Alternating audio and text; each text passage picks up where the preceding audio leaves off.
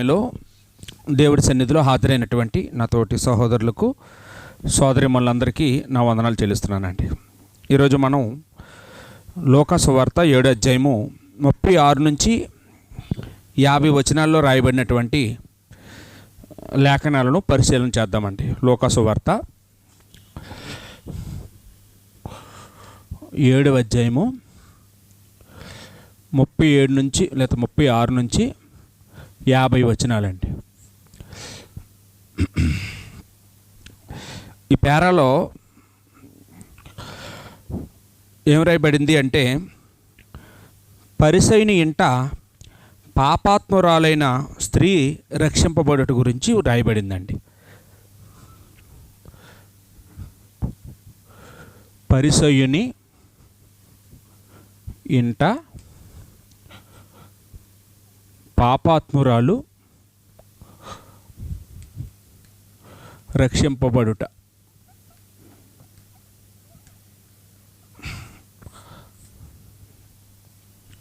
చిన్న బాబు టార్చ్ వెలిగేస్తుంది చూడు.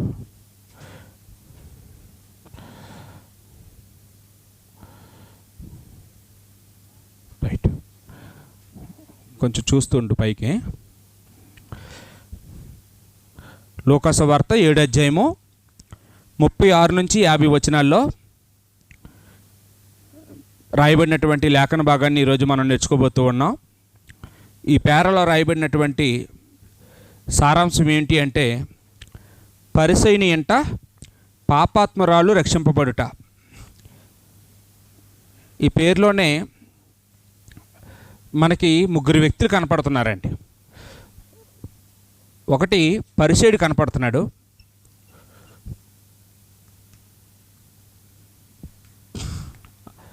తర్వాత యేసుప్రభు కనపడుతున్నారండి, ఇక మూడవదిగా పాపాత్మురాలు కనపడుతుందండి.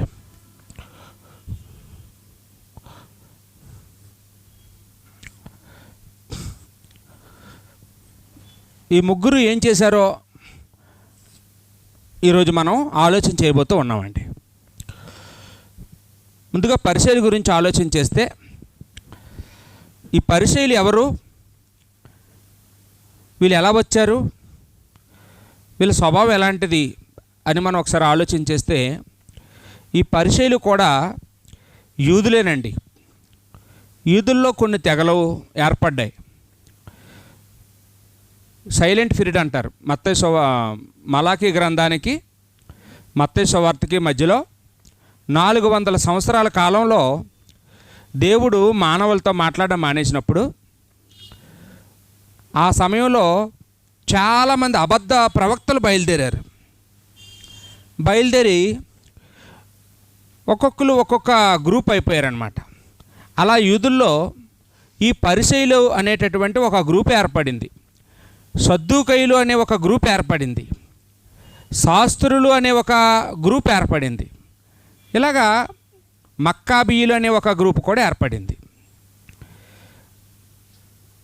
అందులో చాలా తీవ్రంగా ఉండేవాళ్ళు ఎవరు అంటే ఈ పరిసయ్యులండి. వీళ్ళు ధర్మశాస్త్రానికి వ్యతిరేకంగా ఎవరైనా ఏదైనా మాట్లాడినా, ఎవరైనా ఏదైనా చేసినా వీళ్ళు వాళ్ళతో పోరాడతారండి. యోధా జాతిని రక్షించడం కోసం ఏ పని చేయడానికైనా తెగిస్తారండి వీళ్ళు. కారణం ఏంటి అంటే, గ్రీకులు పరిపాలన చేశారు కదండి ప్రపంచాన్ని. ఈ గ్రీకు సామ్రాజ్యం కాలంలో యోధా జాతికి చాలా డిస్టర్బ్ జరిగిందండి. యోధా జాతిని చాలా వరకు పాడు చేయడానికి గ్రీకులు పరిపాలన చేశారు. కాబట్టి ఆ కాలంలో మరి యూదులకి చాలా నష్టం ఏర్పడింది. యోధా మతాన్ని చాలా వరకు వాళ్ళు డిస్టర్బ్ చేశారు. కాబట్టి ఇంకా భవిష్యత్తులో ఏ సామ్రాజ్యం వచ్చినా ఇలాగా యూదుల యొక్క ఆచారాలని పాడు చేయకూడదు అనే ఉద్దేశంతో ఈ పరిసయ్యులు చాలా నిష్టగా ఉంటూ ధర్మశాస్త్రాన్ని కాపాడడం కోసం దేవుని పక్షంగా పోరాడేవారుగా మనకి కనపడుతూ ఉంటారండి.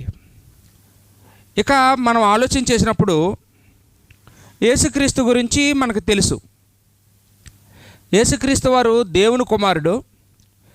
ఆయన ఈ లోకాన్ని రక్షించడానికి, తన ప్రాణాన్ని పెట్టడానికి దేవుడు ఈ లోకానికి ఆయన్ని శరీరధారిగా పంపించాడు. ఆయన పని ఏంటంటే తండ్రి చిత్తం నెరవేర్చడమే ఆయన పని. ఇక మూడో వ్యక్తి ఎవరు అంటే పాపాత్మురాలు. పాపాత్మురాలు అనే పేరు కాదండి, ఆవిడ పేరు కాదు అది. ఆవిడకి ఏదో పేరు ఉంది, కానీ పరిశుద్ధాత్ముడు మనకి ఆమె పేరు రాయించలేదండి. బైబిల్లో చాలా గొప్ప వాళ్ళ పేర్లు బైబిల్లో రాయబడాల. నోవాహు భార్య పేరు తెలీదు, యోబు భార్య పేరు కూడా తెలీదు. గొప్ప గొప్ప వాళ్ళు గొప్ప విశ్వాసులు బైబిల్లో ఉన్నారు, కానీ వాళ్ళ పేర్లు ఎందుకో దేవుడు రాయించలేదండి.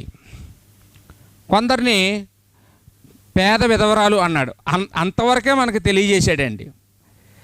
ఏమండి, సునేమిరాలు అన్నాడు, ఆ పేరేంటో తెలియదు. అలాగా బైబిల్లో చాలామంది గొప్ప విశ్వాసులు ఉన్నారు. వాళ్ళ ఊరికే పేరు తెచ్చారు, వాళ్ళు వృత్తికే పేరు తెచ్చారు. ఇక్కడ కూడా పాపాత్మురాలు అంటే ఆమె వృత్తి ఏంటంటే వేశ్యావృత్తి చేసుకునే మనిషి అన్నమాట. ఈ వేశ్యావృత్తి చేసుకుంటూ జీవనం సాగిస్తున్న ఒక క్యారెక్టర్. ఎందుకో ఆమె పేరుని దేవుడు మనకి రాయించలేదు. అయితే ముందుగా మనం చూసినప్పుడు 36వ వచనంలో ఒక పరిసయ్యుడు యేసుప్రభు దగ్గరికి వచ్చి తన ఇంట భోజనానికి రమ్మని యేసుక్రీస్తుని ఆహ్వానించడం మనం చూస్తూ ఉన్నామండి. అంటే పరిసయ్యుడు ఏం చేశాడో ముందుగా మనం రాసుకుంటున్నప్పుడు ఈయన ఏం చేశాడమ్మా, యేసుక్రీస్తును తన ఇంటికి భోజనానికి ఆహ్వానించాడండి.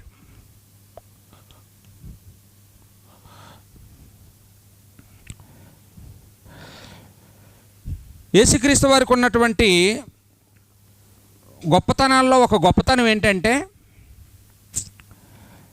ఆయన్ని ఎవరు ఆహ్వానించినా వెళ్తారండి.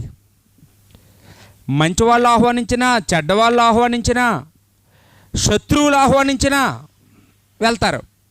ఆయనకి పక్షపాతాలు ఉండవు, పగలుండవు, ద్వేషాలుండవు, కోపాలుండవు. చూడండి, మనకి మత్తయి యేసుప్రభుకి భోజనం పెట్టాడని మనకి మత్తయి సువార్త 9వ అధ్యాయంలో మనం చూస్తాం. అలాగే జక్కయ్య కూడా తన ఇంట్లో యేసుక్రీస్తుకి భోజనం పెట్టాడని మనం చూస్తాం. మార్త ఇంట్లో యేసుక్రీస్తు వారు భోజనం చేశారని మనం చూస్తాం. అలాగా చాలామంది ఇంట్లో యేసుప్రభు భోజనం చేశారండి. వాళ్ళందరూ యేసుప్రభు పట్ల చాలా ప్రేమతో, భక్తితో, గౌరవంతో, కృతజ్ఞత భావంతో వాళ్ళు భోజనాలు పెట్టారు. కానీ ఇక్కడ మనం ఆలోచన చేసినప్పుడు ఈ పరిసయ్యులు అనేవాళ్ళు వీళ్ళు ఎలాంటి వాళ్ళంటే సమాజంలో గుర్తింపు కోసం ఎప్పుడు పాకులాడుతూ ఉంటారు. సమాజంలో భక్తిపరులు అనిపించుకోవడానికి వీళ్ళు ఏదైనా చేస్తుంటారో, ఎంతైనా చేస్తుంటారు. ఆ కోణంలోనే యేసుప్రభు పట్ల విశ్వాసం లేకపోయినప్పటికీ, నమ్మకం లేకపోయినప్పటికీ ప్రజలందరూ ఆయన్ని వెంబడిస్తున్నారు కాబట్టి నేను ఆయనకి భోజనం పెడితే నన్ను గుర్తిస్తారు, నన్ను కూడా భక్తిపరుడుగా భావిస్తారు అనే ఉద్దేశంతో బహుశా ఆయన యేసుక్రీస్తుని తన ఇంటికి భోజనానికి ఆహ్వానించాడండి. ఏమండి, యేసుప్రభు వెళ్ళారా లేదా? వెళ్ళారు.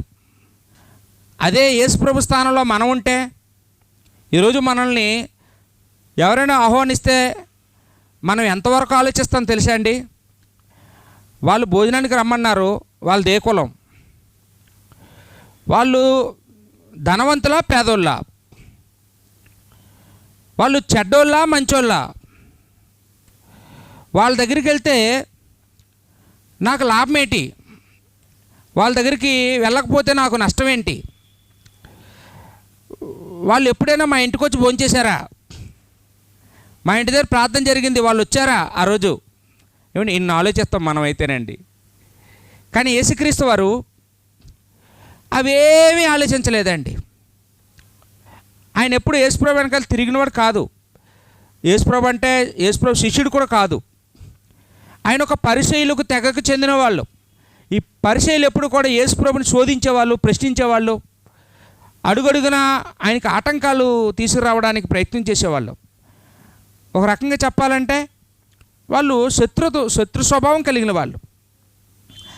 అలాంటి వాళ్ళు పిలిచినా కానీ యేసుక్రీస్తు వారు వెళ్ళినట్టుగా మనం ఇక్కడ చూస్తూ ఉన్నామండి. 37వ వచనంలో ఆ సంగతి తెలుసుకొని అక్కడికి ఒక పాపాత్మురాలు వచ్చింది అన్నాడండి. ఏ సంగతి తెలుసుకొని? యేసుక్రీస్తు వారు పరిసయ్యుని ఇంటికి భోజనానికి వచ్చారన్న సంగతి. కాబట్టి ఇక్కడ ఏం రాసుకోవాలండి? యేసు పరిసయ్యుని ఇంటికి వెళ్ళెను. యేసుక్రీస్తు వారు పరిసయ్యుని ఇంటికి వెళ్ళారు. ఈ సంగతి ఎవరు విన్నారంటండి? ఆ పాపాత్మురాలు విన్నదంటండి. వాస్తవానికి యేసుక్రీస్తు గురించి ఆమె ఆ రోజే తెలుసుకోలేదు. అంతకుముందే ఆవిడ ఆ నోట ఈ నోట వినుంటుంది. యేసుప్రభు గొప్పతనం గురించి తెలుసుకొని ఉంటుంది. లేకపోతే యేసుక్రీస్తు వారు చెప్పే మాటలు ఆమెని కదిలించాయి. ఆమె ఎంత ఘోర పాపంలో కొనసాగుతుందో ఆమెకు అర్థమయ్యేలాగా యేసుప్రభు చెప్పారు. ఈ జీవితం శాశ్వతం కాదని, శాశ్వతమైన లోకం ఒకటి ఉందని, అక్కడికి పాపం చేస్తే మనం ప్రవేశించలేమని, ఈ దేహాన్ని మనం పాడు చేసుకోకూడదని బహుశా యేసుప్రభు వారు ఎక్కడో చెప్పడం ఆవిడ వినుంటుందండి. కాబట్టి ఆవిడ ఏం చేసిందండి?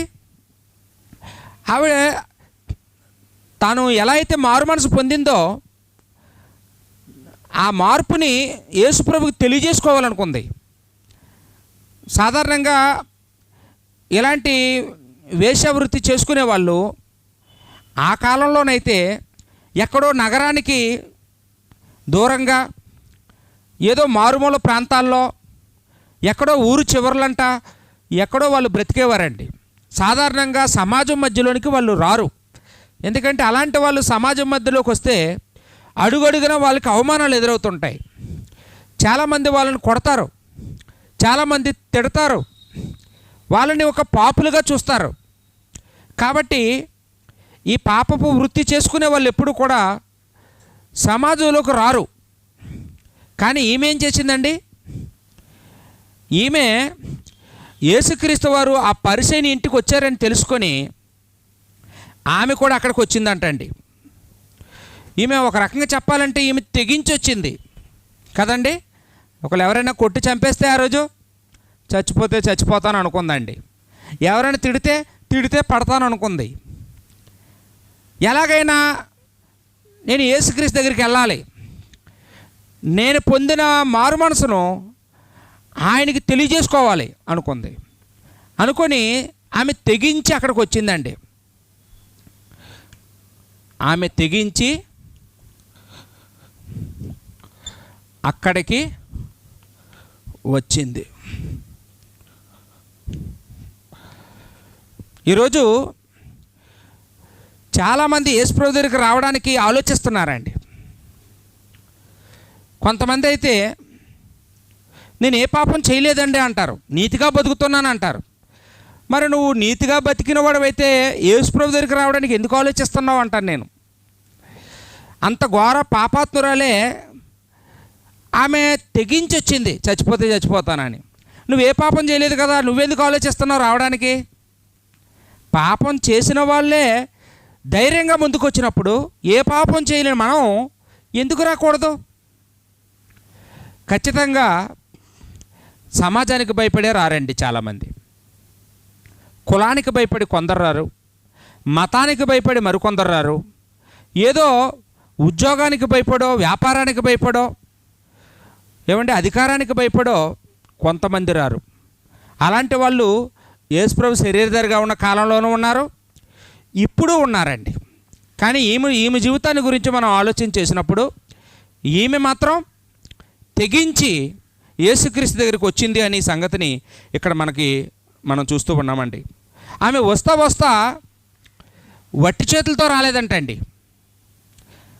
యేసుక్రీస్తు దగ్గరికి వచ్చినప్పుడు ఆమె ఎంతో విలువ కలిగినటువంటి అత్తరబుడ్డిని తీసుకొని వచ్చిందంటండి. ఈమె ఎలా వచ్చిందమ్మా? ఎంతో విలువైన అత్తరబుడ్డి తెచ్చింది.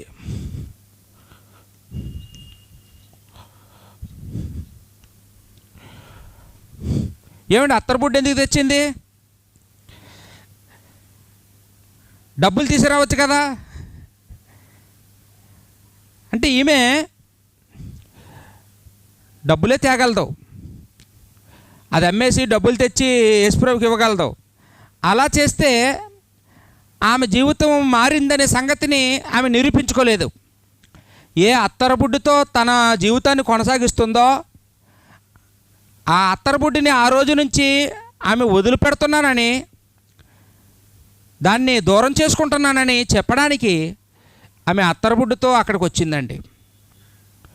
ఆమె వచ్చిన తర్వాత ఆమె అందరితో సమానంగా, యేసుప్రభుతో సమానంగా, మనుషులతో సమానంగా అక్కడెక్కడో కూర్చోలేదండి. కుర్చీల మీదో బల్లల మీదో, ఏమండి ఎక్కడో ఒక ఎత్తైన స్థలంలో కూర్చోవచ్చు. కానీ ఆమె వస్తా యేసుప్రభు వెనక తట్టు, అంటే యేసుప్రభు వారు ఏదో బహుశా ఒక ఎత్తైన ప్లేస్లో ఆయన కూర్చున్నారేమో, ఈమె ఏం చేసిందండి, ఆయనకు వెనక తట్టు ఏదో లోతుగా ఉంటే అక్కడికి వెళ్ళి నిలబడి ఆయన పాదాలు సరిగ్గా ఆయన పాదాలకి అందుబాటులో అక్కడికి వెళ్ళి నిలబడిందంటండి. నిలబడి ఏం చేసిందండి? ఈరోజు చాలామంది యేసుప్రభు దగ్గరికి వస్తారు, యేసుప్రభు దగ్గరికి వచ్చి ఇక్కడ గర్విస్తుంటారు. నేను చూస్తూ ఉంటారు, నాకు ప్రార్థన ఇవ్వలేదని ఒకరు గర్విస్తారు, నా గురించి ప్రార్థన చేయలేదని ఒకరు గర్విస్తారు, ఏమంటే నా గురించి చెప్పలేదని ఒకరు, నాకు కుర్చీ వేయలేదని ఒకరు, రకరకాలుగా యేసుప్రభు దగ్గరికి వచ్చి గర్వించే వాళ్ళని మనం చూస్తుంటాం. కానీ ఈమె మాత్రం యేసుప్రభు దగ్గరికి వచ్చి ఆమె స్థానం ఎక్కడనుకుందండి? పాదాల దగ్గర. నీ పాదాల దగ్గరే నా స్థాయి, నా స్థానం అని యేసుప్రభుకి తెలిసేలాగా ఆయన పాదాల దగ్గర నిలబడిందంటండి. నిలబడి ఆమె 4 పనులు చేసిందండి. ఏంటండి 4 పనులు? ఒకటి, ఏడ్చుచు కన్నీళ్ళతో ఆయన పాదాలు తడిపిందంటండి. పాదాలు తడిసినంత ఏడ్చిందండి. మన కన్నీళ్ళు వచ్చినప్పుడు మనకు తెలుస్తుంది, మన కన్నీటి చుక్క ఎవరి మీద పెడితే వాళ్ళకి కూడా తెలుస్తుంది. యేసుక్రీస్తు వారు గమనించేటట్లుగా, యేసుప్రభుకి స్పర్శ తగిలేటట్లుగా ఆమె ఆయన పాదాలు పట్టుకొని ఏడ్చిందండి. ఎంత ఏడ్చిందండి? ఆయన పాదాలు తడిసేటట్లుగా కన్నీళ్ళు కార్చింది. మనకు బైబిల్లో కొన్ని అతిశయం మాటలు ఉంటాయి, ఇది అతిశయం కాదు. ఇప్పుడు దావీదు అంటాడు, నా కన్నీటితో నా పరుపు తేలిపోతుందని. కన్నీళ్ళతో పరుపులు తేలిపోతాయా? తేలవు. అది అతిశయోక్తిగా చెప్పిన మాట. కానీ ఇక్కడ మాత్రం అతిశయోక్తి కాదండి, అక్షరార్థం.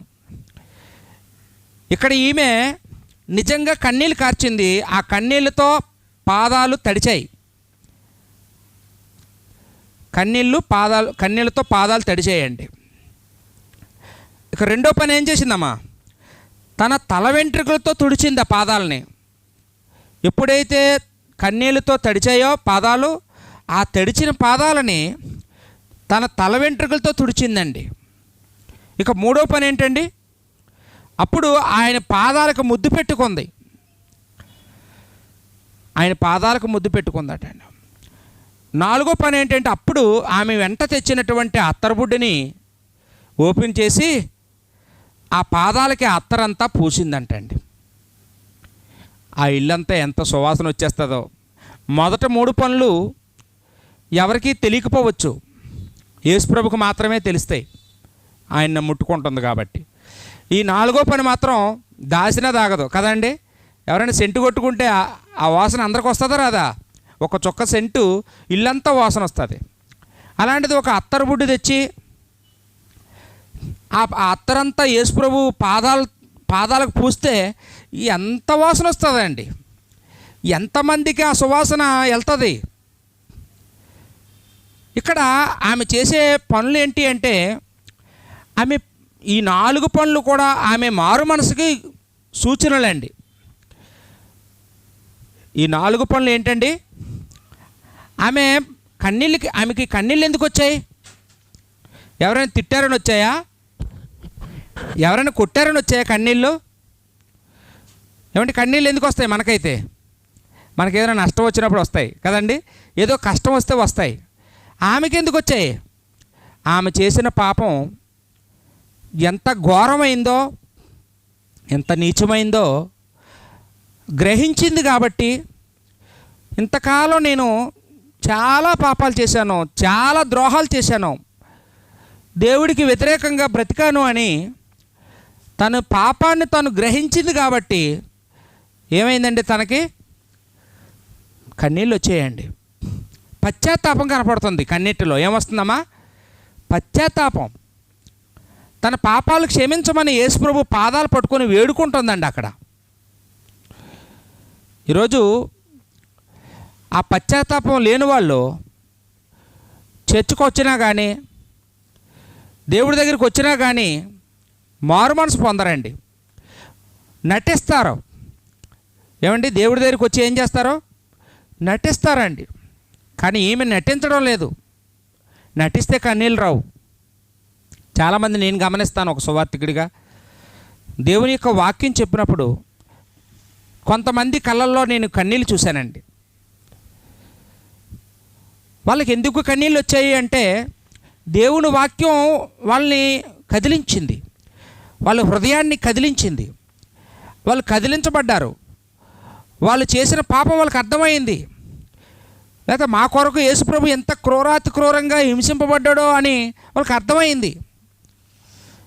దేవుడు గొప్పతనం అర్థమైనా మనకు కన్నీళ్ళు వస్తాయి, మనం చేసిన పాపం మనకు అర్థమైనా మనకు కన్నీళ్ళు వస్తాయండి. అప్పుడు ఈమెకి కూడా యేసుప్రభు గొప్పతనం అర్థమైంది. యేసుప్రభు గొప్పతనం అర్థమైతే మనం ఎంత పాపులమో కూడా మనకు అర్థమవుతుంది. అప్పుడు ఆమె ఏం చేసిందండి? మారు మనసులో 2 ఉంటాయి. ఒకటి పశ్చాత్తాపడతాం, రెండోది దేవుడి దగ్గరికి, దేవుని వైపు తిరుగుతాం. కేవలం పశ్చాత్తాప పడిపోతే అంత మాత్రంలో మారు మనసు పొందినట్టు కాదు. చేసిన తప్పుకి పశ్చాత్తాపడాలి. రెండోది దేవుడి తట్టు తిరగాలి. అంటే ఈ రోజు నుంచి ఇంకా మరలా పాపంలో ప్రవేశించనని చెప్పి దేవుని తట్టు తిరగాలి. చేసే పనిని మానేయడమే మారు మనసు కాదు, మంచి పనిని చేయడం ఆ స్థానంలో. ఇక్కడ ఈమెలో ఆ 2 కనపడ్డాయి. ఆమె చేసిన పనిని మానేసింది. తన మార్పుని యేసుక్రీస్తు దగ్గరికి వచ్చి రుజువు చేసుకుంటుంది, తెలియపరుచుకుంటుంది. దానికి గాను ఆమె కన్నీళ్ళు కార్చింది, తల వెంట్రుకలతో తుడిచింది, పాదాలకి ముద్దు పెట్టుకుంది. అందుకే మనం ఆరాధన అంటాం కదండి. ఆరాధన అంటే ఏంటో తెలుసండి? ఆరాధన అంటే ముంజేతిని ముద్దు పెట్టుకునుట అని. అంటే దేవుని యొక్క దేవునికి ముద్దు పెట్టుకోవడం. ఆరాధన అంటే ఏంటమ్మా? ముద్దు పెట్టుకోవడం అండి. అంటే ఈరోజు మన ఆరాధనకు వస్తాం కానీ ఇంకా దేవుడితో మనకు అంత సన్నిహితమైన సంబంధం లేనట్టు ఉంటుందండి. మనకి రోమపత్రిక 16:16 మనం ఎప్పుడు చదువుతుంటాం. పవిత్రమైన చేతులెత్తి ఒకరికొకరు వందనాలు చెప్పుకోండి. ఇంకో మాట ఉంటుంది అక్కడ, అదే ముద్దు పెట్టుకోండి అన్న మాట ఉంటుంది అక్కడ. అంటే మనం చదవండి ఒకసారి రోమాపత్రిక.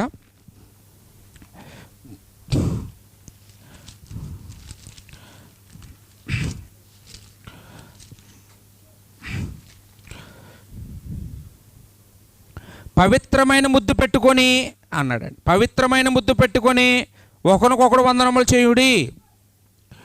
క్రీస్తు సంఘములని మీకు వందనములు చెప్పుచున్నవి. మొదటి శతాబ్దంలో క్రైస్తువులు చర్చికి వెళ్తే ఏం చేసేవారు తెలుసండి? స్త్రీలందరూ స్త్రీలకి ముద్దు పెట్టుకునేవారు, వందనాలు చెప్పుకునేవారు. పురుషులందరూ పురుషుల్ని కౌగిలించుకొని పురుషులు ముద్దు పెట్టుకొని వందనాలు అదండి అసలు ఆరాధన అంటే. ఇవాళ మనం కనీసం షేకెండ్ కూడా ఇవ్వం. ఈ షేకెండ్ వచ్చింది ఇప్పుడు. షేకెండ్ కూడా ఇవ్వకుండా అసలు వందనాలు కూడా చెప్పకుండా ఆమె అనగానే వెళ్ళిపోతుంటారు కొంతమంది. ఎప్పుడు వదిలేస్తారో అప్పుడు చిక్కడో దొరకరు అంటారు కదండి. అలా అయిపోయామండి. ఇది ఆరాధనేనమ్మా? ఏమి చేస్తుంది ఆరాధన? యేసుక్రీస్తు పాదాలకి ముద్దు పెట్టుకుంటూ ఆమెకి యేసుప్రభువు పట్ల ఎంత గౌరవం ఉందో, ఎంత ప్రేమ ఉందో, ఎంత యేసుప్రభుని ఆరాధిస్తుందో ఆమె రుజువు చేసుకోవడం మనం ఇక్కడ కనపడుతూ ఉందండి. 4 పనులు మీరు రాసుకోండి, నాకు బోర్డు సరిపోదు అన్నీ రాయాలంటే. 4 పనులు చేసిందండి ఈమె. ఎన్ని పనులు చేసిందమ్మా? 4 పనులు చేసింది. ఈ 4 పనులు యేసుప్రభు శిష్యులు ఎప్పుడేం చేశారమ్మా?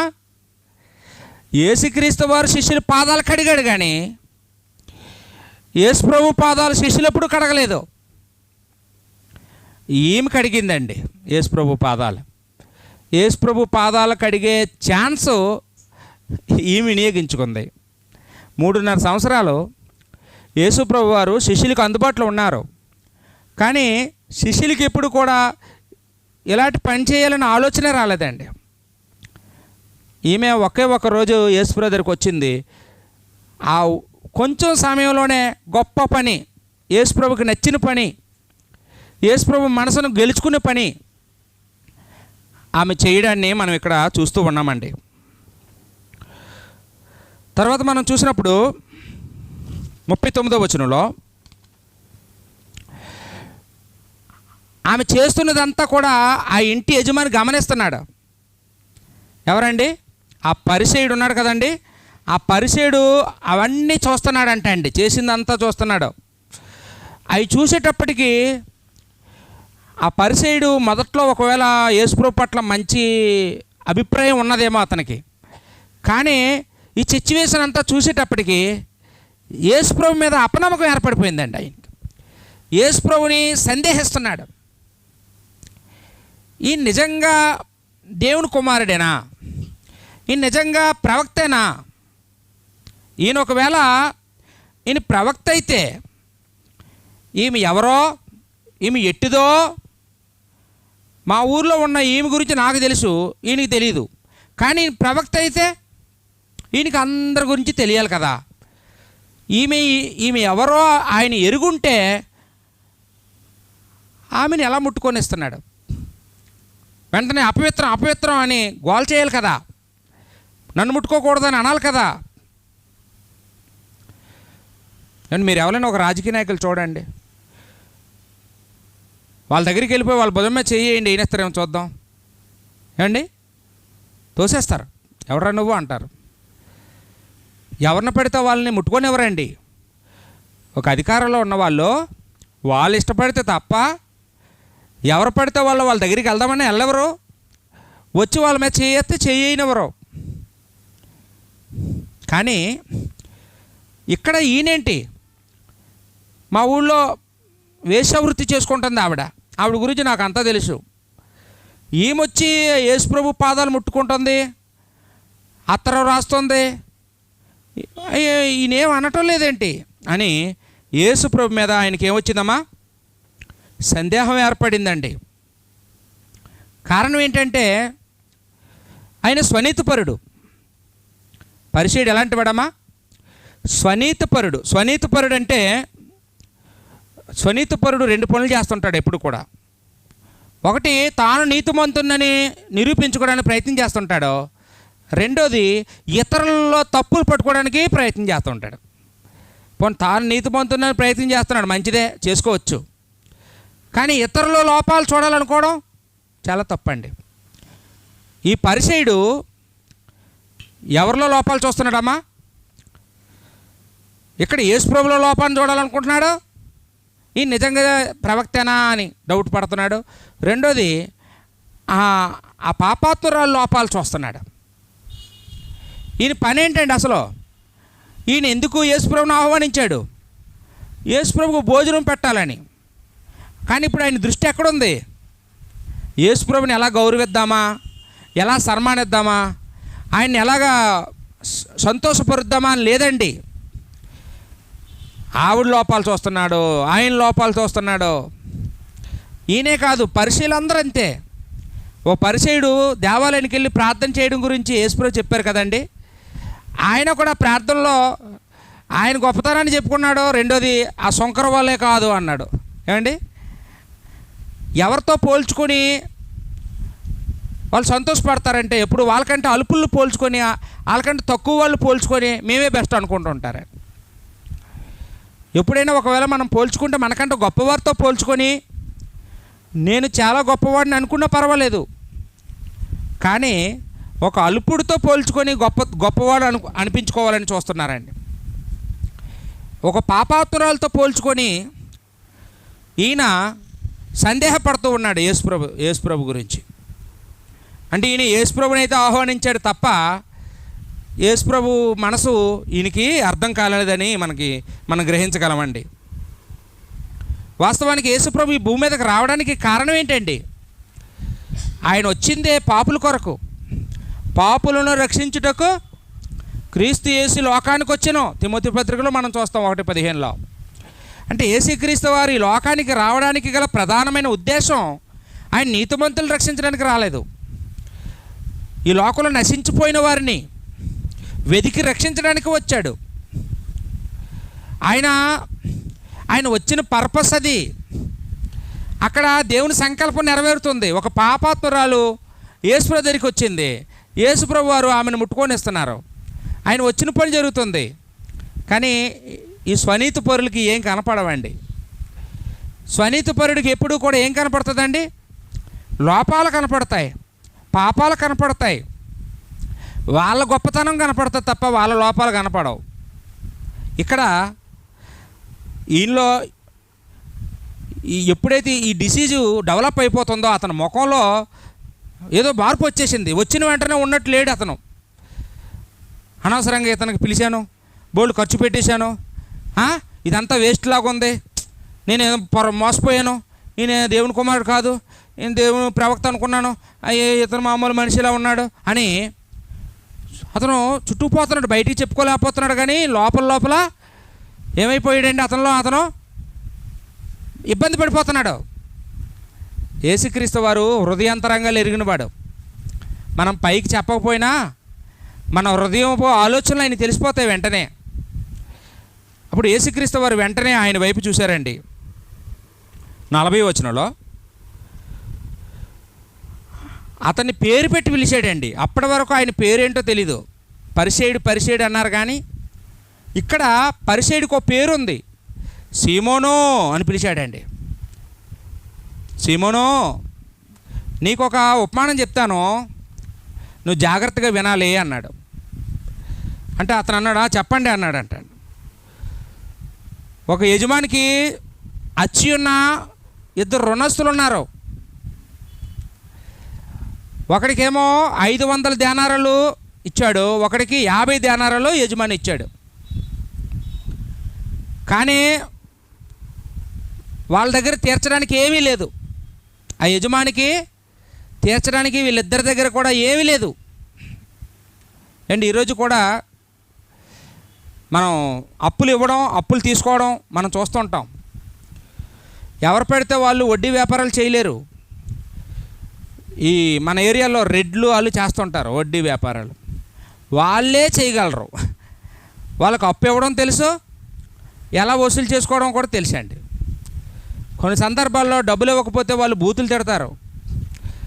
లేకపోతే ఇంట్లో ఏ వస్తువు ఉంటే ఆ వస్తువు పట్టుకెళ్ళిపోతారు, ఇంటికి తాళం వేస్తారు. లేకపోతే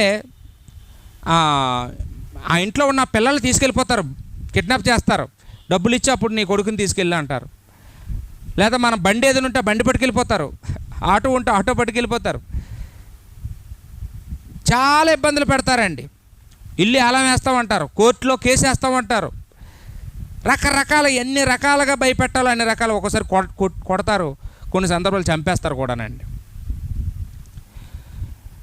ఈ అప్పులు వసూలు చేయడం అనేది ఒక చాలా పెద్ద రౌడీజం లాంటిది ఒక మాటలో చెప్పాలంటే. అందువల్ల అప్పులు అందరూ ఇస్తుంటారు కానీ అందరూ వసూలు చేసుకోలేరండి. ఇక్కడ పరిస్థితి ఎలాంటిదంటే, ఈ యజమాని ఇద్దరికి అప్పు ఇచ్చాడు, వసూలు చేసుకోలేకపోయాడు. వాళ్ళ దగ్గర తీర్చడానికి ఏమీ లేదంట అండి. ఇక్కడ కూడా మన జీవితమే కనపడుతుందండి. మనం చేసిన పాపాలు కూడా ఎంత ఘోరమైనవి అంటే, మన పాపాలకి వెల చెల్లించడానికి మన దగ్గర ఏమీ లేదండి. ఈ భూమి మీద మనం డబ్బులు ఇచ్చినా మన పాపాలు పోవో, ఏదో పుణ్యస్థానాలకు వెళ్ళా మన పాపాలు పోవో, ఏదో కోడినో గొర్రెనో మనం బలి ఇచ్చినా మన పాపాలు పోవు. మన పాపం ఎలాంటిదంటే ఎన్నటికీ తీర్చబడినటువంటిది, అంత ఘోరమైంది పాపం. కాబట్టి దేవుడే దిగొచ్చి మన పాపాలు క్షమించాడు తన కుమారుని ద్వారా, ఆయన రక్తం ద్వారా. ఇక్కడ కూడా అదే జరిగింది. యజమాని ఏం చేశాడంటండి, ఆ ఇద్దరు రుణస్తుల్ని పిలిచి, అరే ఈ రోజు నుంచి మీ ఇద్దరు కూడా నా డబ్బులు ఇవ్వక్కర్లేదు, నేను మీ ఇద్దరు అప్పులు కూడా రద్దు చేస్తున్నాను, నేను మిమ్మల్ని క్షమించేస్తున్నాను, పొండిరా అన్నాడంటండి. స్టోరీ చాలా బాగుంది వినడానికి. అప్పుడు యేసుప్రభు వారు ఈ సీమోన్ దగ్గరికి వచ్చారు. నాయనా, స్టోరీ అర్థమైంది కదా, ఇప్పుడు వీళ్ళిద్దరిలో ఆ యజమాన్ని ఎవరు ఎక్కువ ప్రేమిస్తారు అన్నాడంట. బాగా టాలెంటెడ్ ఇతనికి, ఎందుకంటే వెంటనే చెప్పాడండి, లేట్ చేయకుండా చెప్పాడు సమాధానం సీమోను. ఏమన్నాడంటండి, ఎవడికి ఎక్కువ అప్పు కొట్టేశాడో ఆ ఎక్కువ అప్పు కొట్టివేయబడినాడు కదా ఆనందంగా ఉంటాడు. మీరు చూడండి, అప్పుడప్పుడు ప్రభుత్వం వాళ్ళు కూడా రైతు రుణమాఫీ చేస్తుంటారు. ఒక్కొక్కరు 10,000 అప్పు రుణమాఫీ అవుతుంది, ఒకరు ₹1,00,000 రుణమాఫీ అవుతుంది. ఎవరు ఎక్కువ ఆనందిస్తారండి? ఏమండి, ఊరంతా తిరిగి చెప్పుకుంటాడు, ఎంత మంచోడో ముఖ్యమంత్రి గారు, మా ₹1,00,000 అప్పు కొట్టేశాడు అంటాడు. ఈ 10,000 నాకు కొట్టేశారు, ఎందుకు 10,000 అంటుంటాడండి. వీడికి ఆనందం పెద్దగా రాదు, ఎందుకంటే ఇలా 1,00,000 అప్పు ఉంటే ఆ 1,00,000 కొట్టేస్తే వీడికి ఆనందం కలుగును. తక్కువ అయితే కొట్టారు ఎందుకు, ఎంత వద్దు అంటారండి. ఎక్కువ ప్రేమ ఎవరికి ఉంటుందంటే, ఎక్కువ అప్పు ఎవరిది పోయిందో వాళ్ళకే ఉంటుంది. ఇందులో ఇద్దరిలో ఎక్కువ అప్పు ఎంత అండి? 500 దేనారాలు అంట. 500 దేనారాలు అంటే, దేనారం అంటే ఎంత తెలుసండి? ఆ రోజుల్లో ₹10 అంటండి, 50 పైసలు. అంటే 500 దేనారాలు అంటే ₹250 అండి. ₹250 అంటే 250 అంటే మనకు ఇప్పుడు చాలా చీపు, కానీ ఆ కాలంలో ఒక ₹10 అంటే ఒక రోజు కూలి పని అంట అండి. 250 రూపాయలు అంటే 250 రోజులు కూలి పని అండి. అంటే అర్థమవుతుందండి, దాదాపుగా ఓ 9 నెలలు కష్టం అన్నమాట. 9 నెలల పనికి వెళ్తే వచ్చే కూలండి, అది చిన్నదేం కాదు. పెద్ద అప్పు 50 దేనారాలు అంటే ₹50. ఏమండి, ₹50 అంటే ఒక నెల రోజులు కూలి పని అండి. 50 రోజులు కూలి పని, అలాగా నాకు సరిగ్గా లెక్కలు రావులేండి. ఒక 50 రోజులు కూలి పని. ఇప్పుడు వీళ్ళిద్దరిలో ఎక్కువ యజమానిని ఎవరు ప్రేమిస్తారు అంటే, ఇతను టక్కుని చెప్పాడు, ఎవరినండి? ఎక్కువ అప్పు ఎవరితో పోయిందో వాళ్ళే ప్రేమిస్తారండి అన్నాడండి. అప్పుడు యేసుక్రీస్తు వారు వెంటనే ఆ సీమోన్ని అభినందించారండి. అక్కడ 43వ వచనంలో, అతడు ఎవనికి ఎక్కువ క్షమించినో వాడే అనను యేసు అంటున్నారు. నీవు సరిగా యోచించుతివని అతనితో చెప్పి, యేసుప్రభులో ఉన్న మరో గొప్పతనం ఏంటంటే, ఎవరైనా కరెక్ట్గా మాట్లాడితే వెంటనే యేసుప్రభు వారు వారిని అభినందిస్తారండి. వాళ్ళు చెడ్డోళ్ళే కావచ్చు, కానీ మంచి మాటలు మాట్లాడితే వెంటనే అభినందిస్తారండి. అది గొప్ప లక్షణం అండి. ఈరోజు మనకు ఎవరి మీద ద్వేషం ఉందనుకోండి, వాళ్ళు కరెక్ట్ అయినా వాళ్ళని అందంటే మనం పంది అంటాం. ఏమండి, వాళ్ళు నిజం చెప్పినా మనం అబద్ధం అంటాం. ఎందుకంటే వాళ్ళంటే మనకి ఇష్టం లేదు కాబట్టి, వాళ్ళు రైట్ చెప్పినా రాంగే. నేను నిన్ను నమ్మను బాబు, నేను అలా వాళ్ళు చెప్పే వరకు నమ్మను బాబు, వాళ్ళు అడుగుతాను అప్పుడు నమ్ముతాను బాబు అంటామండి. యేసుప్రభు అలా ఉండడండి. వాళ్ళు ఎలాంటి వాళ్ళైనా కానీ వాళ్ళు రైట్ చెప్తే మాత్రం వెంటనే అభినందిస్తాడు. ఇక్కడ చూడండి, ఆయన అభినందించాడు యేసుప్రభు వారు, అభినందించాడు. ఏమన్నాడండి? నీవు సరిగా యోచించితివి, సరిగా యోచించితివి. యేసుక్రీస్తు వారు చాలామందిని అభినందించారండి. సమరయ స్త్రీ గురించి మనకు తెలుసు కదండి. సమరయ స్త్రీ మంచిదా చెడ్డదా? చాలా చెడ్డది. ఎందుకంటే ఆమె 5 భర్తలు. అలాంటి ఆమె యేసుప్రభుతో మాట్లాడిన సందర్భంలో యేసుప్రభు వారు ఆమెను కూడా అభినందించారండి. యోహాను సువార్త 4:19 ఒకసారి చూడండి. యోహాను సువార్త 4:19 అక్కడ ఆమె ఏం చెప్పిందండి? నాకు పెనిమిట్లు లేడు అన్నదండి. అప్పుడు యేసుప్రభు ఏమన్నారండి? సత్యమే చెప్పితివని నువ్వు. ఆవిడ చెప్పింది నిజమా అబద్ధమా? నిజమే. తాళి కట్టిన భర్త లేడు ఆవిడికి. సమాజం దృష్టిలో ఆమెకి ఇంకా పెళ్ళి అవ్వలేదు, కానీ ఆమె రహస్యంగా 5 ఉంటుంది. యేసుప్రభు ఏమన్నారు? అమ్మా నువ్వు చెప్పింది రైటే, నీకు భర్త లేడు, ఇప్పుడు ఉన్నోడు కూడా నీ భర్త కాడు అన్నాడు. నువ్వు సత్యమే చెప్పావు. యేసుప్రభు వారు ఏం చేస్తారంటే మొదట వాళ్ళు చెప్పిన మాటను బట్టి వాళ్ళని అభినందిస్తారో, తర్వాత వాళ్ళ లోపాలని చెప్తారండి. యేసుప్రభుని అపోస్తలుడైన పౌలు కూడా ఫాలో అవుతాడండి. అపోస్తలుడైన పౌలు గారు కూడా ఎవరికైనా పత్రిక రాసేటప్పుడు మొదట అభినందన మాటలు ఉంటాయి, తర్వాత లోపాలు ఉంటాయండి.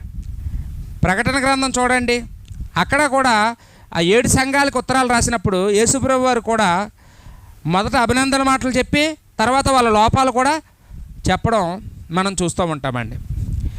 ఇక్కడ యేసుక్రీస్తు వారు స్టైల్ని పాత నిబంధనలో మనకి నాతాను ప్రవక్త గారు దావీదు దగ్గర అలాంటి స్టైల్ వినియోగించాడండి.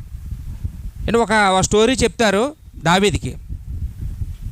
ఆ స్టోరీ చెప్పిన తర్వాత ఇతన్ని ఏం చేయమంటావు అని దావీదుని అడిగితే, దావీదు అట్టివాడికి మరణశిక్ష విధించవలసిందే అంటాడు దావీదు ఎవరి గురించి అనుకొని. అప్పుడు అది నువ్వే అంటాడనమాట.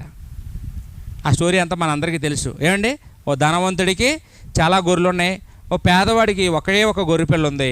ధనవంతుల ఇంటికి చుట్టాలు వచ్చారు. అప్పుడు తన దగ్గరున్న 1000 గొర్రెల్లో ఒక గొర్రెని వాళ్ళకి ఆతిథ్యం చేయకుండా పేదవాడి దగ్గర ఉన్న ఒక్క గొర్రె పిల్లని దొంగిలించి ఆయన విందు చేశాడు. ఇప్పుడు ఆ ధనవంతుని ఏం చేయమంటావు అంటే మరణశిక్ష విధించేయండి అన్నాడు రాజుగారు. ఎవరి గురించో కదా అనుకున్నాడు. ఆ స్టోరీలో ఎవరి జీవితం అంటే అదంతాను? ఆ ధనవంతుడు ఎవరు? దావీదే. అది నువ్వే. అయితే ఇప్పుడు నిన్ను చంపేమని నీ నోటితోనే చెప్పుకున్నావు అన్నాడు. వెంటనే గుండు బద్దలైపోయింది దావీదికి. బాబోయ్, నేను హత్య చేశానా, నేను అంతకున్నా, నేను వ్యభిచారినా అని అర్థమయ్యేటప్పటికి పశ్చాత్తాప పడిపోయాడు, కుప్పకూలిపోయాడు, పాపాన్ని ఒప్పేసుకున్నాడు. భావి తరాల వాళ్ళు తెలుసుకునేటట్లుగా రాసేసాడండి. కీర్తన రాసేశాడు. ఎన్నో కీర్తన మాది? 51వ కీర్తన. దాచుకోలేదండి. తన తప్పుని చెప్పినప్పుడు దాని నుండి తప్పించుకోవడానికి మార్గాలు వెతకలేదు.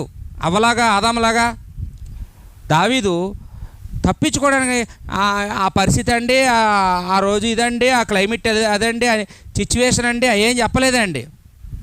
నేను తప్పు చేశాను, నేను పాపం చేశాను అన్నాడు. అలాంటి స్టైల్లో చెప్పాడండి. ఇక్కడ యేసుప్రభు కూడా ఈ సీమోన్ అనే ఈ పరిసైడు లోపాన్ని కూడా చాలా సున్నితంగా యేసుప్రభు డీల్ చేశారండి. సున్నితంగా అతనికి అర్థమయ్యే రూపంలో చెప్పారు. ఈరోజు చాలామంది ఉపమానాలు చెప్తుంటారు, కానీ అవి తుస్సు అంటుంటాయి. ఏమంటే ఒక ఆయనట పరలోకానికి ఒకటే మార్గం అని చెప్పడానికి ఒక బస్సును ఉదాహరణ తీసుకున్నాడంట. బస్సు ఉదాహరణ తీసుకొని, ఇగో ఎవరైనా పరలోకం వెళ్ళాలంటే యేసుప్రభువే మార్గం, మనం కూడా బస్సు ఎక్కుతాం కదండి, బస్సుకి కూడా ఒకటే మార్గం ఉంటుంది, ఒకటే డోర్ ఉంటుంది, మరి ఆ డోర్లో పడి వెళ్ళాలి అని చెప్పాడంట. ఒక ఆయన లేచి, లేదండి డ్రైవర్ గారి దగ్గర కూడా ఒక డోర్ ఉంటుందండి, బస్సుకు 2 డోర్లు ఉంటాయండి అన్నాడు. ఇంకొక ఆవిడ లేచి, అది కాదండి అత్యవసర ద్వారం అని ఇంకో డోర్ ఉంటుందండి అన్న, 3 ఉంటాయండి అన్న. ఇంకొక ఆయన లేచి, సిటీ బస్సుకి అయితే ముందున ఒకటి వెనకతలు ఒకటి, ముందున లేడీస్కి వెనకతలు జెంట్స్కి ఉంటాయండి డోర్లు, 4 డోర్లు ఉంటాయండి బస్సుకు మొత్తం అన్నదంట. ఏమైందండి అతను చెప్పిన ఉదాహరణ? తుస్సుమన్నది. యేసుప్రభు వారు చెప్పే ఉపమానాలు అలా ఉండవండి. ఒక మనిషిని మార్చేటట్లుగా, ఒక మనిషిని ఆలోచన కలిగే విధంగా, అర్థం చేసుకునే విధంగా ఉంటాయి. చాలా యథార్థంగా ఉంటాయండి. ఉపమానం అంటే ఏంటండి? తెలియని ఆత్మ సంబంధమైన విషయాన్ని తెలిసిన భౌతికమైన వాటితో పోల్చి చెప్పడమే ఉపమానం. యేసుక్రీస్తు వారు ఏది బోధించినా ఉపమానం లేకుండా బోధించలేదంటండి. ఆయన ఉపమానాల ద్వారా బోధిస్తాడని ముందుగా ప్రవచించబడింది. అది ఆయన ఇష్టానుసారంగా చెప్పినవి కావండి. యేసుప్రభు వారు మొత్తం ఎన్ని ఉపమానాలు చెప్పారండి? 50 ఉపమానాలు చెప్పారండి. మనకు ఆ ఉపమానాలు బాగా అర్థమైతే బైబిల్ బాగా అర్థమవుతుందండి. ఉపమానాలు చాలామంది అక్షరార్థంగా తీసుకుంటుంటారు, అక్కడ చెప్పింది వదిలేస్తారు. ఏమంటే ఆ కథను పట్టుకుంటుంటారు. కథ ఇంపార్టెంట్ కాదు, కథలో నీతి ఇంపార్టెంట్. ఇక్కడ కూడా నీతి ఏంటండి?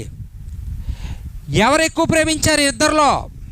ఇద్దరిలో ఎవరికి ఎక్కువ ప్రేమ ఉంది? యజమాని అంటే ఎక్కువ ఎవరైతే క్షమించబడ్డారో ఆయనకే ప్రేమ ఉందని అతన్నో టెంపడి చెప్పాడు. అయితే ఇదిగో ఈవిడ నన్ను ఎక్కువ ప్రేమించింది, ఈవిడికే ఎక్కువ ప్రేమ ఉంది, నువ్వు నన్ను తక్కువ ప్రేమించావు. నీ ఇంటికి వచ్చాను, నాకు నీళ్ళు ఇవ్వలేదు. చూడండి, ఆ మాటలన్నీ చెప్పారు అక్కడ 44వ వచనంలో. ఆయన లోపాలు చెప్పడం మొదలు పెట్టాడండి యేసుప్రభు వారు. నేను నీ ఇంటిలోనికి రాగా నీవు నా పాదాలకు నీళ్ళు ఇయ్యలేదు. 45వ వచనం. కానీ ఈమె తన కన్నీళ్ళతో నా పాదాలు తడిపింది, తన తల వెంట్రుకలతో నా పాదాలు తుడిచింది. 45వ వచనంలో నీవు నన్ను ముద్దు పెట్టుకోలేదు. ఆ మాటలు మీరు రాసుకోవాలండి. పరిసేయుడు ఏం చేశాడో, ఈయన ముద్దు పెట్టుకోలేదు. ఈమె వచ్చినప్పటి నుండి ఇప్పటి వరకు నా పాదాలు ముద్దు పెట్టుకుంటూనే ఉంది. ఎన్నిసార్లు ముద్దు పెట్టుకుందో తెలియదు. ఏదో ఒకసారి పెట్టు మానేలేదు ఆవిడ. ఆమె వచ్చిన దగ్గర నుండి అలాగా ముద్దు పెట్టుకుంటూనే ఉందటండి పాదాలని. యేసుప్రభు గమనించే వరకు, గుర్తించే వరకు ఆమె ప్రేమ తగ్గలేదు యేసుప్రభు పట్ల. ఇంకా 3వ పని ఏంటండి? నీవు నూనెతో నా తల అంటలేదు, కానీ ఈమె అత్తరు నా పాదాలకి పూసింది. యూదులు ఆచారాలండి ఇవి. ఇంటికి రాగానే ఎవరైనా గెస్ట్ ఇంటికి వస్తే, అతిథి వస్తే, అతిథి ధర్మం, అతిథి మర్యాద. వాళ్ళకి ఎదురుగా వెళ్ళి వాళ్ళు ప్రేమగా పలకరించి వాళ్ళ చేతిలో ఉన్న బ్యాగులు అవి అందుకొని మన ఇంటికి తీసుకురావడం, బాగున్నారా అని అడగడం. ఏమండి, ఇది వాళ్ళదేనా? మనకి కూడా ఉండాలా? ఏమండి, మన ఇంటికి ఎవరైనా వస్తారు, వాళ్ళు రాగానే మన కుర్చీలో కూర్చొని ఉన్నాం అనుకోండి, వాళ్ళు రాగానే మన లెగిసి నిలబడాలండి. అది గౌరవం అండి, పలకరించడం. మన పిల్లలు ఎవరైనా ఇంటికి వస్తే అలా ఎరుచూపులు చూస్తుంటారండి. వాళ్ళు ఎవరైనా అనవసరం. ఎవరైనా వస్తే ఎవరండి బాగున్నారా అడగాలండి. మా డాడీ లేరండి, మా మమ్మీ లేరండి చెప్పాలండి. మంచినీళ్ళు ఏం తాగుతారా? వాళ్ళెవరో తెలియకపోయినా ఏమండి, వాళ్ళు ఎందుకు వచ్చారో తెలుసుకోవాలి. ఈరోజు మన పిల్లలకి మనం నేర్పుతున్నామండి అతిథి మర్యాదలు అయ్యని. ఎక్కడైనా కనపడితే వందనాలు చెప్పడం, సువార్తికుడు కనపడితే సంఘ సభ్యులు లేదా వాళ్ళ పిల్లలు వందనాలు చెప్పాలండి. ఈరోజు మన పిల్లలకి ఏం చెప్పమండి. సంఘ సభ్యులు ఎవరైనా కనపడినా ఒక కామన్ మ్యాన్లా చూస్తుంటాం అంతే వాళ్ళ కాసి. కారణం ఏంటంటే మనకి మర్యాద తెలీదు, మనకి గౌరవం తెలియదు. ఒకళ్ళొకరు ఎలాగా గౌరవించుకోవాలో, ఎలా ప్రేమ పంచుకోవాలో మనకి ఇంకా అర్థం కావట్లేదండి. మనకి బైబిల్లో మనం చూసినప్పుడు అపోస్తలుల కార్యం 28వ అధ్యాయంలో 2వ వచనం నుంచి 10వ వచనం వరకు కూడా ఈ మిలేతు అనే ఒక ద్వీపం ఉంటుంది. పడవ ప్రయాణం మీద పౌలు గారు వెళ్ళినప్పుడు వాతావరణం అనుకూలంగా లేకపోవడంతో ఒక ద్వీపానికి కొట్టుకెళ్ళిపోతాడు పౌలు గారు. ఆ ద్వీపం వాళ్ళు అనాగరికలు అంటండి. అనాగరికలు అంటే బట్టలు వేసుకోవడం రాని వాళ్ళు, చదువులేని వాళ్ళు, బాగా పేదోళ్ళు, వాళ్ళ దగ్గర ఏమీ ఉండవు. అలాంటిది ద్వీపవాసులండి, ట్రైబల్స్ ఒక మాటలో చెప్పాలంటే. వాళ్ళట పౌలు గారిని ఎలా చేర్చుకున్నారు, ఎలాగ వాళ్ళకి పౌలుకి ఆతిథ్యం చేశారు, ఎలా సహాయం చేశారంటే, పౌలు గారు అక్కడ ఉన్నన్ని రోజులు ముందు తడిచిపోయి ముద్దయిపోయి వచ్చాడు కొట్టుకొని. వెంటనే మంట వేశారంటారు. పౌలు గారికి వెచ్చదనం రావాలి అర్జెంటుగా. ముందు భోజనం కాదు, ముందు ఆయన బాడీని హీట్ ఎక్కించాలని చెప్పి మంట వేశారంట అండి. ఆ తర్వాత పౌలు గారిని చేర్చుకున్నారు, ఆతిథ్యం పెట్టారు.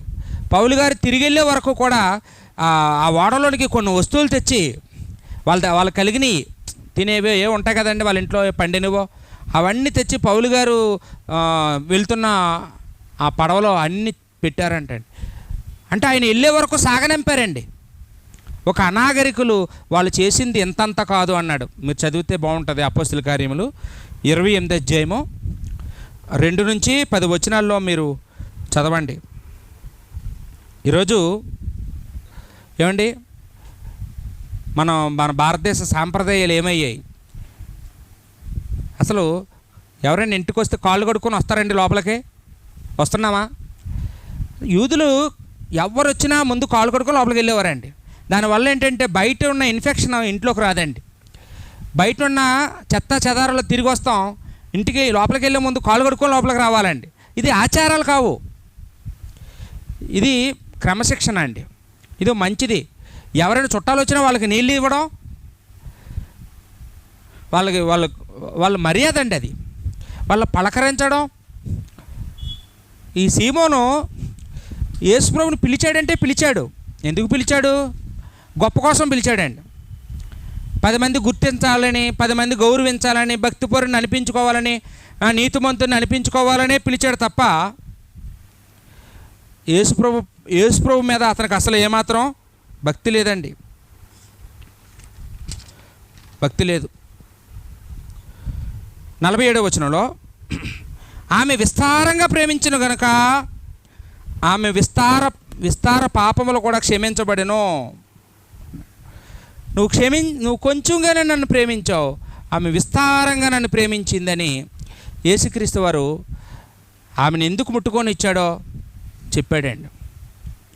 నువ్వు నన్ను పిలవడమే పిలిచావు, కానీ నాకు ఏం చేసావు నువ్వు? ఏమండి, ఈరోజు ఒకవేళ మనల్ని యేసుప్రభు ప్రశ్నిస్తే, మీరు రావడం అంటే వచ్చారు కానీ నా కోసం ఏం చేస్తున్నారు? పోనీ గతంలో ఏం చేశారు? ఈ భవిష్యత్తులో ఏం చేస్తారు నా కోసం అడిగితే ఏమైనా ఉందండి మన దగ్గర సమాధానం? యేసుప్రభు కోసం ఏదైనా చేసామా? ఏదో నామకార్థంగా పరిచయలాగా రావాలి కాబట్టి వచ్చాం, వెళ్ళాలి కాబట్టి వెళ్ళాం, ఉండాలి కాబట్టి ఉన్నాం, అలా ఉన్నామా ఏంటండి? ఒక క్రైస్తవుడు అంటే క్రీస్తుని పోలి నడుచుకోవలసిన వాడు. యేసుప్రభు ఎలాగైతే తన జీవితాన్ని ఈ భూమి మీద సజీవ యాగంగా బలియాగం చేశాడో, మనం కూడా ఈ లోకానికి వెలుగుగా, ఉప్పుగా ఏమవ్వాలండి? మనం వాడబడాలి. మన కష్టం దేవుడి పనికి వాడబడాలి.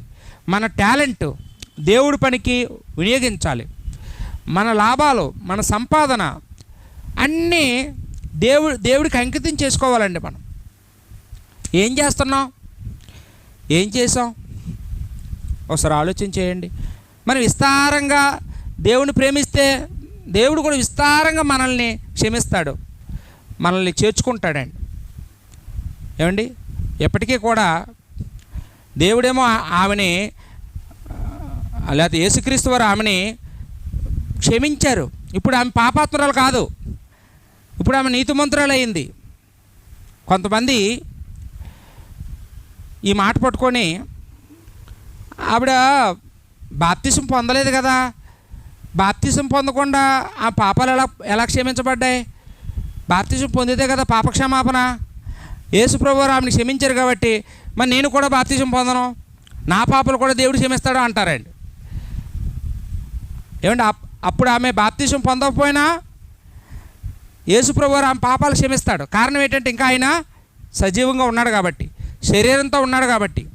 యేసుప్రభు శరీరంతో ఉన్నప్పుడు ఎవరో బాప్తిసం పొందక్కర్లేదు. యేసుప్రభు వారు మరణించి తిరిగి లేచిన తర్వాత ఎవరైనా రక్షణ పొందవలసిందే, బాప్తిసం పొందవలసిందే. బాప్తిసం పొందకుండా ఎవరికీ రక్షణ లేదండి. అదే అక్కడ మనం అర్థం చేసుకోవలసిన విషయం అండి. అక్కడ ప్రజల స్పందన చూస్తామండి. 49వ వచనంలో, పాపములు క్షమించుచున్న ఇతడు ఎవడని తమలో తాము అనుకునిరి. ఇతను పాపాలు క్షమిస్తున్నాడేటి? ఇతనికి దేవుడే కదా చేయాలి ఆ పని, ఇతను చేస్తున్నాడేటి? ఇతనికి ఎవరు ఇచ్చారు అధికారం అని ప్రజలందరూ సొనుక్కోవడం మొదలుపెట్టారండి. అంటే వాళ్ళకి యేసుక్రీస్తు వారు దేవుని కుమారుడని, దేవునితో సమానుడని ఇంకా వాళ్ళకి గ్రహించలేకపోతున్నారండి. 50వ వచనంలో యేసుక్రీస్తు వారు మాట్లాడుతున్నారు. అందుకైనా నీ విశ్వాసము నిన్ను రక్షించెను, సమాధానం గలదానవై వెళ్ళుము అన్నారు.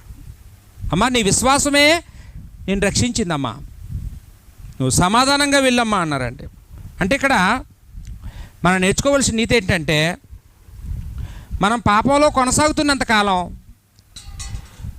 మనలో మనకు సమాధానం ఉండదు. మనం పాపంతో కొనసాగుతున్నంత వరకు ఈ సమాజంలో కూడా మనకు సమాధాన వాతావరణం ఉండదు. మనం పాపంలో కొనసాగుతున్నంత వరకు దేవుడితో మన సమాధానం ఉండదు. ఎప్పుడు సమాధానం ఏర్పడుతుంది అంటే ఒక వ్యక్తికి దేవుని తట్టు తిరిగిన తర్వాతే, పాపాలు క్షమింపబడిన తర్వాతే. అదే చెప్పారండి ఆమెతో, అమ్మా నీ విశ్వాసం నిన్ను రక్షించింది, నువ్వు రక్షింపబడ్డావు కాబట్టి నువ్వు సమాధానంగా వెళ్ళు అన్నాడండి. ఇలాంటి మాట రక్తస్రావం రోగంతో బాధపడుతున్న స్త్రీతో కూడా యేసుప్రభు వారు చెప్పారండి. అమ్మ, నువ్వు స్వస్థత పొందావు కాబట్టి నువ్వు సమాధానంగా వెళ్ళు అని. అంటే రోగంతో ఉన్నోడు సమాధానం ఉంటుందా? ఎప్పుడు నొప్పే, ఎప్పుడు యాతనే, నిద్ర ఉండదు, సుఖం ఉండదు. ఎప్పుడైతే రోగం బాగైందో సమాధానం. అలాగే పాపం క్షమించబడిందో అప్పుడు మనకి సమాధానం అండి. ఇంకో హృదయం దోషారోపణ చేయదు. అమ్మయ్య, నా పాపాలు కడిగేసుకున్నాను అనుకుంటారండి. నేను చాలా ఘోర పాపిని, నా పాపాలన్నీ కడిగేసుకున్నాను బాప్తిసం పొందుకొని అని హ్యాపీగా వెళ్ళిపోతారండి. హ్యాపీగా ఉంటారు, గుండె తేలికైపోద్ది. అప్పటి వరకు బరువు, మొయ్యలేని బరువు. ఎప్పుడైతే రక్షణ పొందుకున్నామో హృదయం తేలికైపోద్దండి. ఇప్పుడు ఈ సంగతి అర్థం కాక చాలామంది బాప్తిసం పొందమంటే వాయిదా వేస్తుంటారండి. అప్పుడే కాదండి, ఆగండి, ఇంకా టైం ఉంది, ఇంకా చెప్తాం, ఇంకా కొద్ది రోజులు ఆగండి, జనవరి 1 పొందుతాం అని ఒకరు, నా బర్త్డే రోజు పొందుతాను ఒకరు, లేకపోతే పెళ్లి రోజు చూసుకుందాంలేండి అని ఒకరు. బాప్తిసం పొందుకుంటే, రక్షింపబడితే సమాధానం ఉంటుంది అనే సంగతిని ఇక్కడ యేసుప్రభు వారు మనం నేర్పించారండి. ఈ పాఠం ద్వారా నేను 11 నీతులు నేర్చుకున్నానండి. ఆ 11 నీతులు ఏంటంటే, ఒకటి, మనం పాపం విషయంలో పశ్చాత్తాపం పడి దేవుని తట్టు తిరగాలి. మనం పాపం విషయంలో పశ్చాత్తాపం పడకుండా దేవుని తట్టు తిరిగితే సుఖం లేదు. మనం పశ్చాత్తాపంతో రావాలి దేవుడి సన్నిధికి అని ఇక్కడ మనం ఆలోచన చేస్తూ ఉన్నామండి. రెండోది, మనం అతిథి మర్యాద కలిగి ఉండాలి, ఆతిథ్యం ఇవ్వాలి. మన పిల్లలకి అతిథులు ఎలా మర్యాద చేయాలో నేర్పించాలండి. ఎవరైనా మన ఇంటికి వచ్చినప్పుడు కాలు మీద కాలు వేసుకుని కూర్చోకూడదు, లెగమనాలి. అంకుల్ గారు ఏమైనా టీ తాగుతారా, మంచినీళ్ళు తెమ్మంటారా అని వచ్చిన వాళ్ళనే పలకరించాలి, వాళ్ళతో మాట్లాడాలి. మా అమ్మ మాట్లాడుకుంటారు, మా నాన్న మాట్లాడుకుంటారు అనుకోకూడదండి. పిల్లలు కూడా ఇన్వాల్వ్ అవ్వాలి వాళ్ళతో. అదే గొప్పల కోసం మనం ఆతిథ్యం చేయకూడదు. గొప్పల కోసం ఆతిథ్యం ఇవ్వచ్చండి. గొప్పల కోసం ఈ సీమోన్ అలాగే చేశాడు. ఎవరో చూడాలనుకున్నాడు కానీ యేసుప్రభు గుర్తించాలనుకోలేదు. మనుషుల దగ్గర మార్కులు కొట్టేద్దాం అనుకున్నాడు, యేసుప్రభు దగ్గర శాపాలు కొట్టేశాడు, హెచ్చరికలు కొట్టేశాడు. తర్వాత ఎవరు పిలిచినా మనం ఆతిథ్యం వెళ్ళాలండి. ఆతిథ్యం చేయడానికి ఎవరు పిలిచినా వాళ్ళది కులాలు గోత్రాలు చూడకూడదు, డబ్బులున్నోలో పేదోలో మనం ఎంచుకూడదు. వాళ్ళు ఎవరైనా కానీ, ఎంత దౌర్భాగ్య స్థితిలో ఉన్నా కానీ మనం వాళ్ళ ప్రేమ మనం చూపించుకోవాలండి అలాంటప్పుడే వెళ్ళి. ఇంకేంటండి, ఎవరైనా మంచి మాట చెప్తే అభినందించాలండి. వాళ్ళు చిన్నోళ్ళ పెద్దోళ్ళు చూడకూడదు. ఏమండి, వాళ్ళు శత్రువులైనా కానీ మంచి చెప్పినప్పుడు నువ్వు చెప్పింది రైట్ అండి, కరెక్ట్ అండి, బాగా చెప్పావండి అని మనం మొదట అభినందించాలండి. ఎవరిని అభినందించకుండా కొంతమంది ఇలా దొరకడమే ఛాన్స్ అని ఇంకా వెంటనే లోపాలు చెప్పడం మొదలెడతా ఉంటారు. అలా అయితే మనం ఎవరిని మార్చలేమండి. ముందు వాళ్ళ హృదయంలో స్థానం సంపాదించుకొని అప్పుడు వాళ్ళకి ఏమైనా లోపాలు చెప్తే అప్పుడు వాళ్ళు ఏమైనా వింటారేమో. అంతేగాని ఎప్పుడు కనపడినా ఎప్పుడు లోపాలు చెప్పడమే అయితే వాళ్ళు మనల్ని ద్వేషిస్తారండి. ఇంకా మన మాట వినరు, హృదయం మూసేసుకుంటారు మన దగ్గరకు వచ్చినప్పుడు. ఇంకేంటండి, మనం యేసుప్రభు దగ్గరికి రావడానికి తెగించాలండి. యేసుప్రభు దగ్గరికి రావడానికి సందేహించకూడదు, భయపడకూడదు. ఏమండి, ఎవరికి భయపడకూడదు. యేసుప్రభు దగ్గరికి రావడానికి తెగించాలి. చచ్చిపోయినా పర్వాలేదు అనుకోవాలి. కొంతమంది చూడండి, రాత్రిపూట బైబిల్ క్లాస్ అంటే రారండి. కారణం ఏంటంటే, అమ్మో రాత్రుల్లా, అమ్మో ఏమైనా ఉంటాయేమో, పాములై ఉంటాయేమో, అమ్మో వచ్చేటప్పుడు ఎవరైనా బెదిరిస్తారేమో, ఎవరైనా అడ్డుకుంటారేమో. తెగించి వచ్చింది కదండి ఆవిడ. అలాంటి తెగింపు దేవుడి దగ్గరికి రావడానికి మనకు ఉండాలండి. ఇంకా మనం ఏమి నేర్చుకున్నామండి? యేసుప్రభుని విస్తారంగా ప్రేమించాలి. యేసుప్రభుని విస్తారంగా ప్రేమించాలి. మన శక్తి కొలది ప్రేమించాలండి. శక్తికి మించి ప్రేమించాలి యేసుప్రభుని. యేసుప్రభు దగ్గరికి వచ్చేటప్పటికి మన ప్రేమని తగ్గించకూడదు. మొదటి స్థానం ఇవ్వాలండి. దేవుడికి ఎన్నో స్థానం అమ్మా? మొదటి స్థానం. మన పనులకు కాదు, మన పనులకి ఆ చివరి స్థానం ఇచ్చి ముందు యేసుప్రభుకి మొదటి స్థానం ఇవ్వాలి. ఇంకేమి నేర్చుకున్నాం? మన యేసుప్రభు దగ్గర మన స్థానం ఏంటంటే ఆయన పాదాల దగ్గర.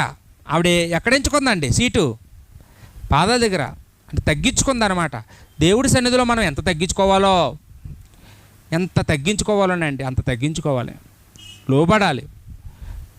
ఏమండి, మోకరిల్లాలి. సమయాన్ని బట్టి మనం తగ్గించుకోవాలండి. అలాగే యేసుప్రభుతో మన పాపాలన్నీ చెప్పుకోవాలండి. మన లోపాలన్నీ చెప్పుకోవాలి, దేవుడితో చెప్పుకోవాలి. దేవుడి దగ్గర మనం దాయకూడదండి. ఆవిడ ఎలాగైతే ఓపెన్ అయిపోయిందో, తన జీవితం అంతా యేసుప్రభుకి అర్థమయ్యేలాగా ఎలాగైతే ఓపెన్ అయిందో, అలాగ మనం కూడా మన పాపాలన్నిటినీ దేవుడి దగ్గర దాచుకోకుండా, కప్పుకోకుండా ఒప్పుకోవాలండి. అలా ఉంటే దేవుని కృపకు మనం పాత్రులం అవుతాం, పరలోకానికి మనము చేరుకుంటామండి. నటించిన వాళ్ళు ఎవరో పరలోకం వెళ్ళరండి. నటించే జీవితాన్ని తొలగించుకొని దేవుడు మెచ్చుకునే జీవితాన్ని మనందరం కలిగి ఉండడానికి ప్రయాసపడదామండి. ఓపికగా వాక్యమని మీ అందరికీ నా వందనాలు చెల్లించుకుంటూ ముగిస్తున్నాను. అందరికీ వందనాలు.